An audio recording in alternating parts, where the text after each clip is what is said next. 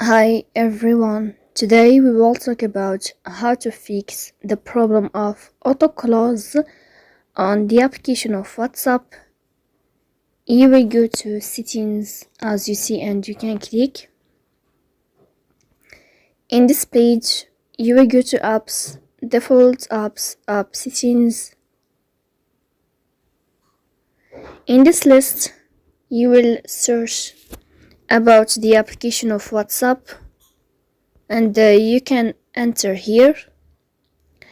Then in this page you will go to permissions and you will enter. Here in this list you will make sure if all your permissions are allowed. You will find here contacts, camera, call logs, music and audio, notifications, phone, photos and videos. Everything here it should be allowed on your permissions of WhatsApp like this. Then you will return to app info here to this page. After that you will click on first stop and you will click OK. Here you will enter to the window of storage as you see.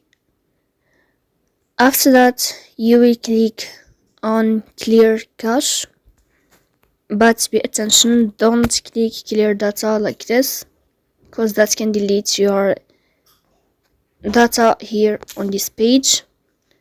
So in the end you will go to this window of Play Store. You will search about the application of WhatsApp and you will enter here. After that in this page you will find this window here and you can update your app here. As you see, will update your app.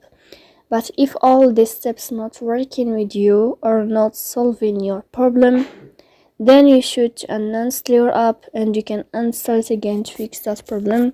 Then you will go to your app of WhatsApp here and you will try to enter like this to see if there is or to see if this problem is still going on here, auto close like this.